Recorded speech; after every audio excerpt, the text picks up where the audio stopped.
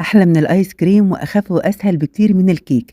النهارده هنعمل فروتي كيك، حاجة كده سهلة وسريعة وبسيطة وما تاخدش مننا وقت ولا مجهود، وترطب بقى على قلبنا في الجو الحر دوت. هتعمليها مرة هتدمنيها وهتعمليها على طول، ما بتاخدش منك أكتر من 10 دقايق في تجهيزها، سهلة وبسيطة جدا وبتطلع بشكل وطعم يجنن. يلا نسمي الله ونصلي على رسول الله. ندخل نشوف الطريقة. بسم الله الرحمن الرحيم. أول حاجة جهّزت كده فراولة، يعني حوالي كده كوباية من الفراولة. الفراولة ديّة طبعًا ما كانش موجود فراولة في السوق، فاستخدمت فراولة من اللي هي المفرّزة، وكانت صراحة يعني متوسطة، مش هاقول لكم حلوة أوي ولا مش حلوة خالص، هي متوسطة، يعني تأدّي الغرض، بس كانت كويسة. جِبت كده الفراولة وقطّعتها كده على 4، مسكت الفراولاية قطّعتها على 4 وقطّعتها مكعبات صغيّرة كده، وشِلت كده حوالي كام فراولاية كده 5، 6 فراولات للتزيين للشكل النهائي. طلعت معايا حوالي كوباية كبيرة من الفراولة المتقطعة بالشكل ده.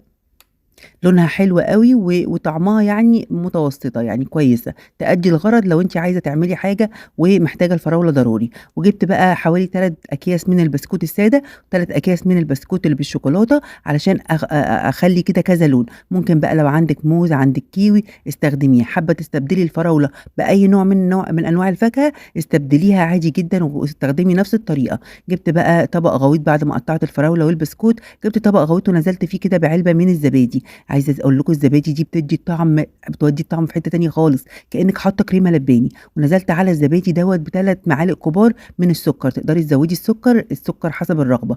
ونزلت كده بكوباية من الكريم شانتيه الخام، كريم شانتيه خام. لو استخدمتِ بقى أكياس الكريم شانتيه ما تحطّيش سُكّر ولا أي حاجة.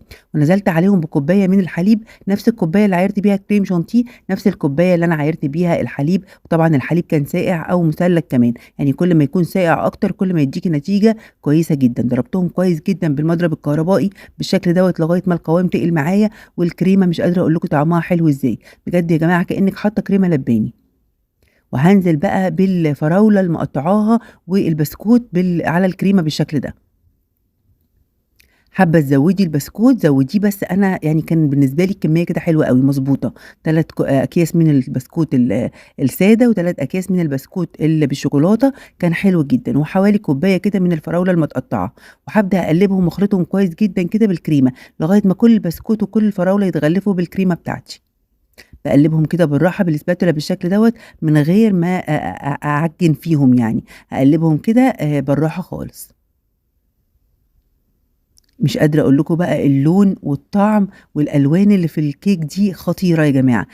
جِبت بقى قالب الEnglish cake و بطّنته كده بكيس من أكياس التلاجة. فتحت الكيس كده من الحرف بالمقص وفردته كده في القالب، علشان يسهّل معايا إن أنا أخرّج الكيكة بتاعتي بمنتهى السهولة.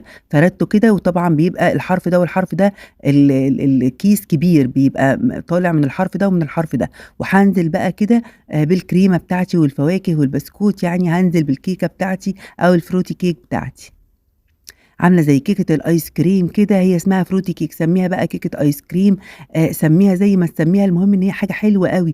سمّيها آيس كريم بالفراولة والبسكوت، يعني بجد خطيرة. هي يا جماعة fruity cake طريقتها حلوة أوي وجميلة جدًا. وزّعتها كده في القالب الEnglish cake وبابدأ أوزّعها وأفردها بالspatula كده بالراحة علشان تبقى متساوية وكلّها حجم واحد.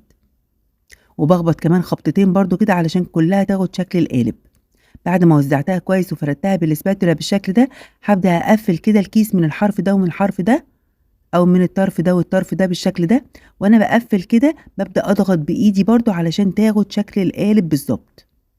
تقدري تستخدمي قالب بايركس أو صينية بايركس، استخدمي المتاح عندِك. تقدري كمان تحطيها في أطباق الرز بلبن وتطلّعيها كده برضه، تفردي كيس من أكياس التلاجة وتطلّعيها بشكل الطبق اللي أنتِ هتستخدميه. يعني بدّعي وفكّري كده في أي حاجة متاحة عندِك واستخدميها. دلوقتي بقى هادخّلها التلاجة أقل حاجة 6 ساعات، بس أنا بيّتها ليلة كاملة. بعد ما بيّتها ليلة كاملة في الفريزر طلّعتها بالشكل ده.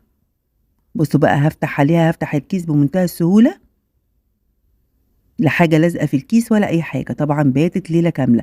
كل ما بتقعد طبعًا كده في الفريزر بتبقى أحسن وما بتبقاش سايحة معاكِ وبتبقى متماسكة. مش قادرة أقول لكم يا جماعة طعمها حلو أوي، أوي بجد. كل كده معلقة بتاخديها بتحسي إن أنتِ بتاكلي حاجة تانية، طعم تاني، كل معلقة طعم تاني. قلبتها كده في طبق التقديم بالشكل ده. ودلوقتي هاشيل كده وهارفع من عليها الكيس. بصوا بقى المنظر والألوان، ألوان بسكوت الشوكولاتة مع البسكوت السادة مع الفراولة مع الكريمة، حاجة بجد تجنن. وبتطلع في القالب ده شكلها حلو أوي. الفراولة بقى اللي أنا كنت مخلّياها للتزيين في الآخر، قسمتها كده بالطول بالشكل ده، وهابدأ أرصها كده فوق الوش.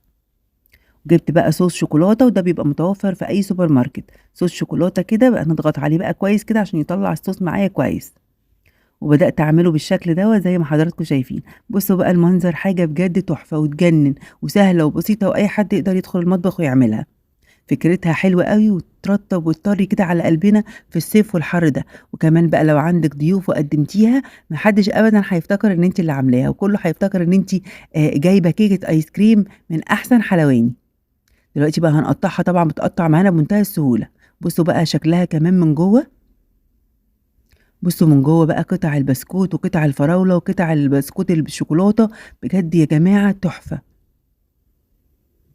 بُصّوا من جوّه عاملة إزاي، والله لوحة فنية، حلوة جدًا وفكرتها بسيطة. عارفين كمان بقى لو متقطّع معاها كيوي كده، هيدّي ألوان وشكل خطير جدًا. والموز كمان فيها بيبقى حلو أوي، هي أساسًا بتتعمل بالموز والفراولة. جرّبوها يا حبايبي، أتمنى إن الفيديو النهارده والوصفة والطريقة يكونوا عجبوكم. ما تنسوش يا حبايبي دعم الفيديو بلايك عشان الفيديو يوصل لأكبر عدد، وكمان تعليق حلو منكم، تعليقكم بيفرحني جدًا، ولايك للصفحة ودوسي على كلمة متابعة عشان يوصلِك كل فيديو وكل جديد بانزّله. أترككم في رعاية الله، والسلام عليكم ورحمة الله وبركاته.